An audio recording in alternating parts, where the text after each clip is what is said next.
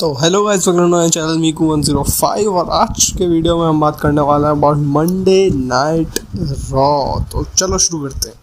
आज की रॉ बहुत ज़्यादा अच्छी थी मेरे हिसाब से, और मुझे लगा कि थोड़े और अगर कुछ हो जाता तो और मज़ा आता, पर ज़्यादा कुछ हुआ नहीं। पर जितना हुआ वो बहुत सही था।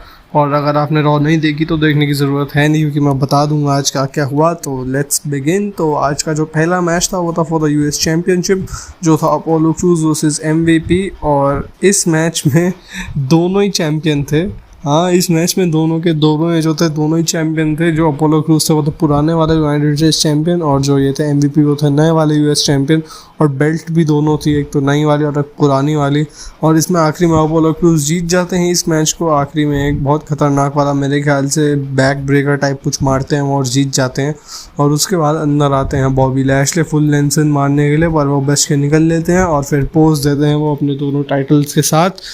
तो अब मुझे नहीं पता यार कि आगे क्या होने वाला है। मेरे ख्याल से दोनों टाइटल्स यही जीत चुके हैं, और समर स्लैम में भी इनका मैच होने वाला है, एमवीपी ने कहा था मैच के बाद।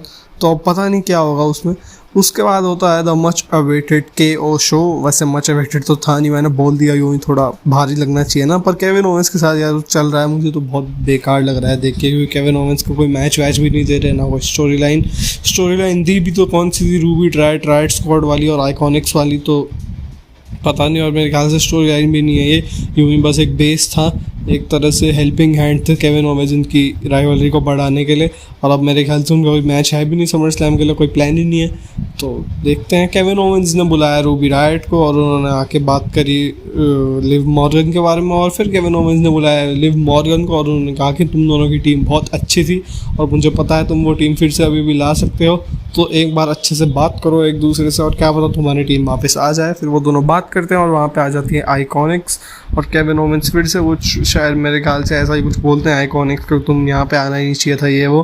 तो आइकॉनिक्स में से एक, मेरे ख्याल से पैटियन रॉयस या बिली के में से एक कोई तो था, उन्होंने वो बहुत तेज स्लैप मारती हैं एक केविन ओवेंस को, और केविन ओवेंस पीछे मुड़ते हैं रायट स्क्वाड की तरफ और बोलते हैं कि अपना काम करो भाई, जो तुम यहाँ पे करने आए हो। और वो दोनों अटैक करते हैं आइकॉनिक्स पे, और उसके बाद वो हरा देते हैं आइकॉनिक्स को एक मैच में।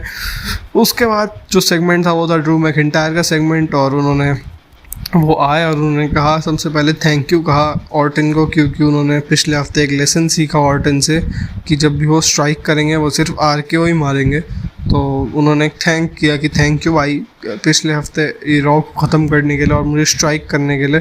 और उन्होंने कहा कि अगर तुम्हें यही सब करना है, ये सब जो तुम कर रहे हो आजकल, तो अगर तुम्हें यही सब करना है तब तो मुझसे तुम मत ही लड़ो।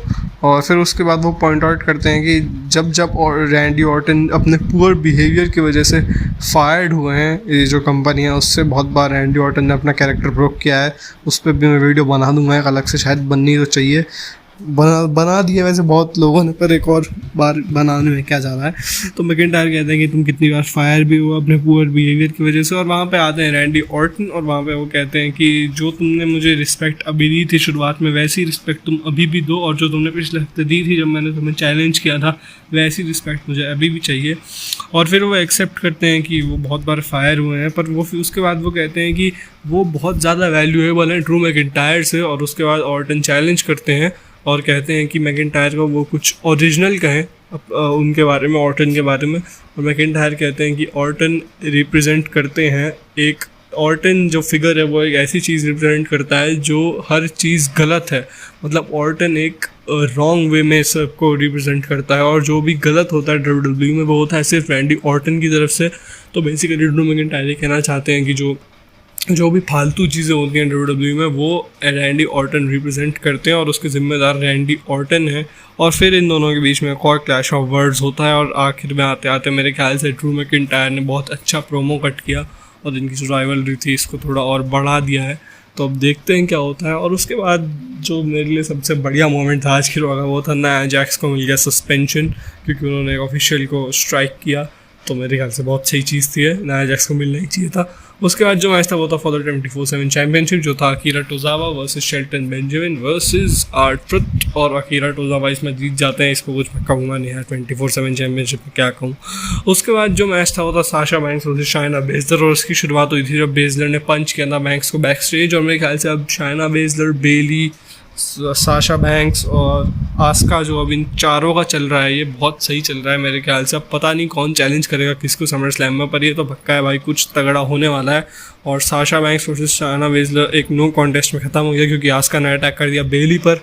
तो अब देखते हैं क्या होता है। उसके बाद जो मैच था वो था Angel Garza versus Angelo Dawkins. और finally guys, Street Profits are gonna defend their Raw tag team championship in a wrestling match. तो ये बहुत बड़ी न्यूज़ लगी मुझे, क्योंकि भाई रेसलिंग मैच इनका हुआ ही कब है, मेरे ख्याल से जब से बने एक ढंग का मैच इन्होंने दिया नहीं है। पर अब मेरे ख्याल से समर स्लैम में हाई एक्सपेक्टेशंस है, तो क्या पता हो सकता है। तो एंजल गार्जा ने हरा दिया एंजेलो डॉकिंस को। और आखिरी में मेरे ख्याल से उस मैच के बाद एक और मैच शुरू हो गया था जो था मॉन्टेज फोर्ड वर्सेस एंड्राडे, पर वो एक नो कॉन्टेस्ट में ख़त्म हो गया क्योंकि जैसे एडी गुरेरो जैसे गिरे थे एक बार रिंग में, हार्ट अटैक आया था जब उन्हें, वैसे ही मॉन्टेज फोर्ड भी रिंग में जाके एकदम ऐसे हल्क की तरह ऐसे उछल कूद करते हैं और उसके बाद नीचे फेंट हो जाते हैं। तो पता नहीं आ रहा इसका मतलब था क्या, फेंट हुए क्यों हैं, पर जो भी हुआ यार मज़ा आया देख के। अब मुझे नहीं पता उनकी कंडीशन कैसी है, या तो वो स्क्रिप्टेड ही था, सब कुछ स्क्रिप्टेड तो था ही, लेकिन जिस तरह से एग्जीक्यूट किया मेरे ख्याल से बहुत सही लगा मुझे वो देख के। मॉन्टेज फोर्ड गिर गए नीचे, तो अब देखते हैं आगे क्या होता है। उसके बाद जो सेगमेंट था वो था सेथ रॉलिंस का, और वो आके कहते हैं टॉम फिलिप से, जो है face of Monday night raw, मतलब जो घर पे लोग बैठे हैं उनके लिए face of Monday night raw, क्योंकि वही पीछे से कमेंट्री करते हैं। फेस मतलब लड़ते नहीं हैं वो, तुम समझते नहीं हो यार।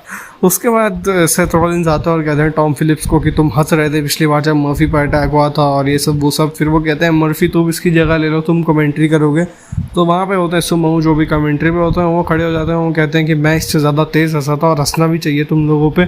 और फिर एक ब्रेक के बाद हमें दिखता है कि सुमो जो मारने जा रहे होते हैं सेथ रॉलिंस और बडी मर्फी को, और पीछे से अटैक कर देते हैं डोमिनिक एक कैंडो स्टिक से। और भाई डोमिनिक कितनी तेज़ मारता है भाई कैंडो स्टिक, पिछले हफ्ते भी इतनी तेज़ मारी थी उसने, पीछे एकदम छप गया था निशान सेथ रॉलिंस का। और मेरे ख्याल से सबसे ज़्यादा वही मार रहे हैं उसे सही में भाई।